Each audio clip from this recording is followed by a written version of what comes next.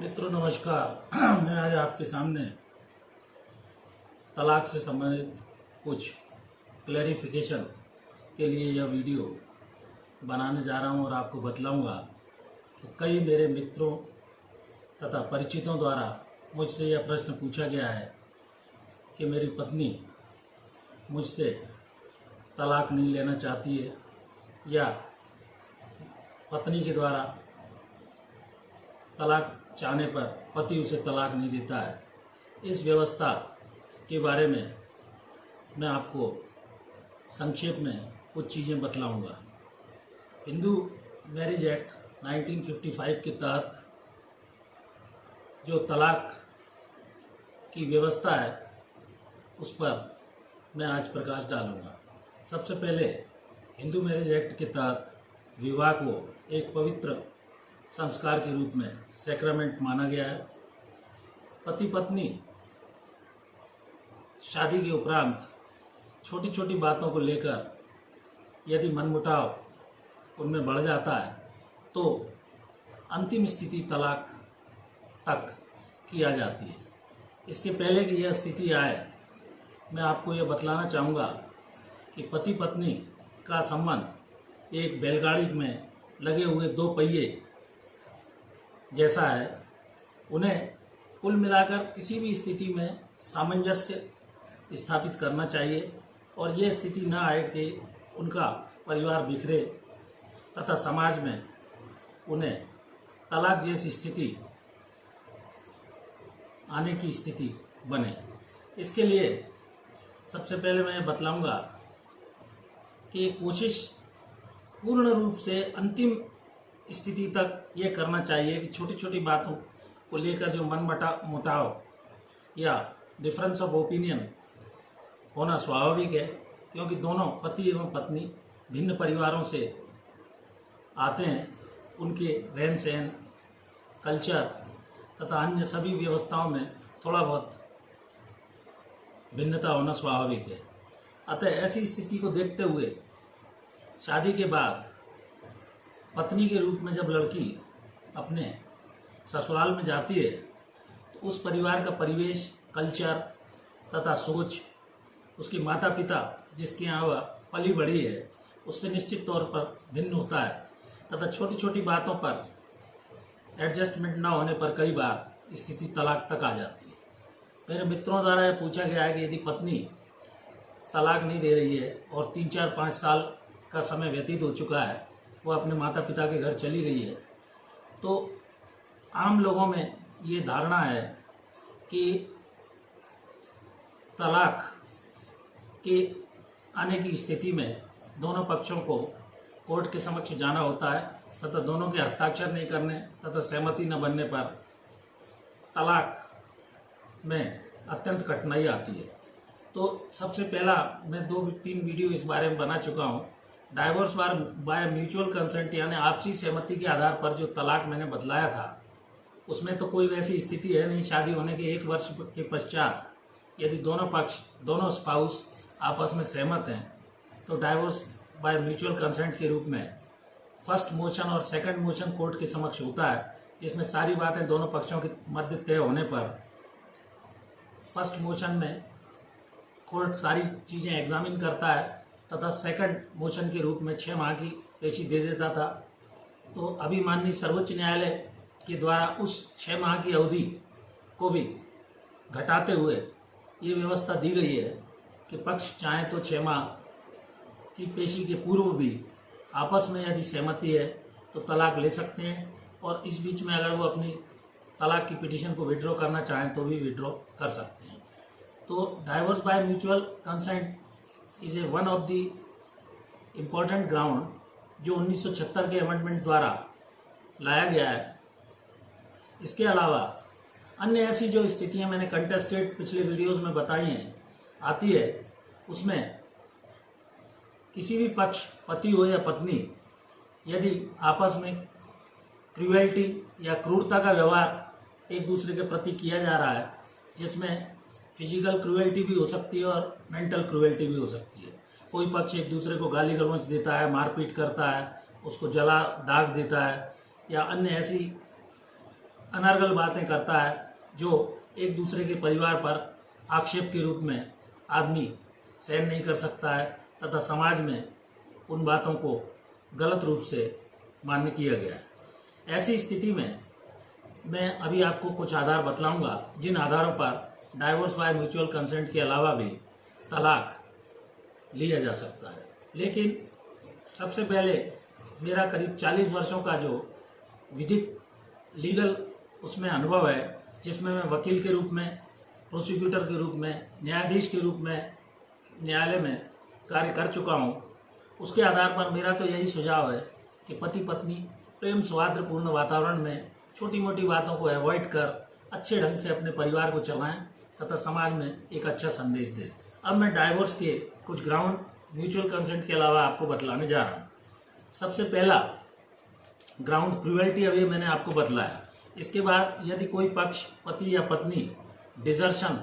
अर्थात धोखा या त्याग देता है तो 2 वर्ष से वो एक साथ नहीं रह रहे हैं तो इस आधार पर भी तलाक लिया जा सकता है। तीसरा ग्राउंड जो है क्रूएल्टी और डिजर्शन के अलावा यदि पति इम्पोटेंसी या नपुंसक है, वह संतान उत्पत्ति योग्य नहीं है, ऐसे ही पत्नी भी उस स्थिति में हो सकती है, तो ऐसी स्थिति में भी ये तलाक का तीसरा आधार हो सकता है। इसके अलावा यदि कोई पक्ष अनसाउंड माइंड का है, मानसिक रूप से विकृत चित्त है और वो किसी भी प्रयास के द्वारा सही स्थिति में नहीं आ सकता है, तो अनसाउंड माइंड के आधार पर भी तलाक के लिए पिटीशन फाइल न्यायालय के समक्ष, फैमिली कोर्ट के समक्ष की जा सकती है। अदर रिलीजन में यदि उसके द्वारा किसी दूसरे धर्म में शादी कर ली गई है और ये बात बाद में डिस्क्लोज होती है, धोखे से शादी हुई है, तो इस आधार पर भी डाइवोर्स की पिटीशन फाइल हो सकती है। या किसी पक्ष को, पति या पत्नी को कोढ़ आदि जैसी बीमारी है, लेप्रोसी है, तो इस आधार पर भी और वो ठीक नहीं हो सकती है, तलाक लिया जा सकता है। इसके अलावा पति या पत्नी बोथ स्पाउस में यदि कोई विनरल डिजीज है, किसी तरह का कोई यौन रोग है, तो उस आधार पर भी तलाक लिया जा सकता है। पार्टनर ने यदि दोनों में से एक भी स्पाउस द्वारा 7 वर्ष तक उसका कोई अता पता नहीं चला है और संसार त्याग दिया है, खोजने पता करने पर भी कोई पता नहीं लग रहा है, तो इस आधार पर भी डाइवोर्स लिया जा सकता है। इस प्रकार कुल मिलाकर जो मैंने अभी आपको आधार बतलाए, इन आधारों पर पति अथवा पत्नी तलाक ले सकते हैं। पत्नी के लिए अतिरिक्त 2-3 ग्राउंड और हैं, जिसमें यदि 15 वर्ष की आयु के पहले उसकी शादी कर दी गई है या हो गई है, तो वह 18 वर्ष के पूर्व अपने पति से तलाक ले सकती है। दूसरे, यदि पति रेप या सोडोमी का दोषी पाया जाता है, तो इस आधार पर भी पत्नी तलाक ले सकती है। तीसरा, किसी अन्य महिला के साथ उसका कंसेंट से कोई सेक्सुअल रिलेशनशिप है, तो इस ग्राउंड पर भी डाइवोर्स की पिटीशन फाइल की जा सकती है। अब इसमें अभी वर्तमान स्थिति इन्होंने ये दी है कि रजनीश वर्सेस नेहा की प्रकरण में 4 नवंबर 2020 को माननीय सर्वोच्च न्यायालय के 2 न्यायाधीशों की बेंच द्वारा ये प्रतिपादित किया गया है, इंदिरा बनर्जी वर्सेस एंड रेड्डी साहब की बेंच ने ये कहा है कि उस स्पाउस पत्नी का भी सारी बातों का आकलन किया जाएगा, जिसमें उसे एक एफिडेविट के रूप में अपनी संपत्ति का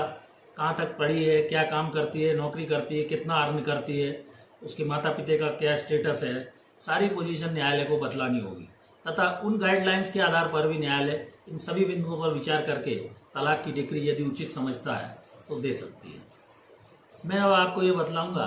कि हिंदू लॉ और हिंदू मैरिज एक्ट के तहत सपिंडा रिलेशनशिप अर्थात 5 पीढ़ी तक पत्नी के ब्लड रिलेशन में शादी नहीं की जा सकती है। पूर्व में क्या होता था कि जैसे किसी महिला या पत्नी का पति की मृत्यु हो गई तो उसके देवर से उसकी शादी कर दी जाती थी। ये भी कुल मिलाकर वाइड मैरिज है और अब इस तरह की शादी को कानूनन मान्य नहीं किया गया है। या यदि पति इम्पोर्टेंट है, संतान उत्पत्ति नहीं कर सकता है, तो इस आधार पर तलाक लिया जा सकता है। एक मैं आपको और आधार ये बतलाऊंगा कि तलाक के इन आधारों के अलावा कोर्ट अंततः काउंसलिंग तथा दोनों को बिठालकर ये अंतिम प्रयास करती है मीडिएशन द्वारा कि किसी तरह से दोनों पक्ष स्पाउस आपस में सहमत हो जाएं और तलाक की स्थिति न बने। कुल मिलाकर न्यायालय का भी ये प्रयास रहता है कि दोनों स्पाउस अच्छी तरह से अपना जीवन आगे का भविष्य निर्वहन करें। इस प्रकार कुल मिलाकर जो ग्राउंड्स तलाक के बतलाए गए हैं, असाध्य कोई मानसिक विकार हो गया है, सहवास की बहाली, त्याग देता है आदि, तो इन सब आधारों पर तलाक की डिक्री न्यायालय द्वारा दी जाती है। जब तक दोनों पक्ष अंतिम स्थिति में ये श्योर ना हो जाए, उन्हें पूरी कानूनी जानकारी ना मिल जाए, उन्होंने अपना माइंड प्रिपेयर कर लिया हो कि अब किसी भी तरह से उनका निर्वाण संभव नहीं है, तब ऐसी स्थिति में तलाक के लिए न्यायालय के समक्ष पिटीशन फाइल कर उनका दोनों का तलाक हो सकता है। एनजी दस्ताने वर्सेस एस दस्ताने के मामले में वाइफ पति के साथ गाली गलौज करती थी, दस्ताने परिवार को बर्बाद करने की धमकी देती थी, तो माननीय न्यायालय द्वारा उसमें तलाक को मान्य किया गया। इसी प्रकार शोभा रानी के मामले में डाउरी की डिमांड थी तथा सुमन कपूर एवं सुधीर कपूर में हस्बैंड को बिना बताए वह चाइल्ड का एबॉर्शन करा लिया था। इस आधार पर कोर्ट ने अंतिमतः डाइवोर्स दिया। इस प्रकार मेंटली, फिजिकली, बॉडीली यदि कोई भी पक्ष एक दूसरे के साथ अत्याचार करता है और ऐसी स्थिति अंतिमतः निर्मित हो जाती है, तो तलाक की डिक्री न्यायालय के समक्ष ले जाकर पिटीशन लगाकर और कंटेस्टेड केस के द्वारा प्राप्त की जा सकती है। यदि न्यायालय द्वारा तलाक की डिक्री दे दी जाती है तो दोनों पक्षों को यह अवसर रहता है कि उसके पश्चात वह अपील की समयावधि 90 दिन व्यतीत होने के पश्चात पुनः अपना पुनर्विवाह या रीमैरिज कर सकते हैं। मेरा यदि यह वीडियो आपको अच्छा लगा हो तो प्लीज़ इस वीडियो को सब्सक्राइब, लाइक और शेयर करें। Thank you for watching this video. नमस्कार।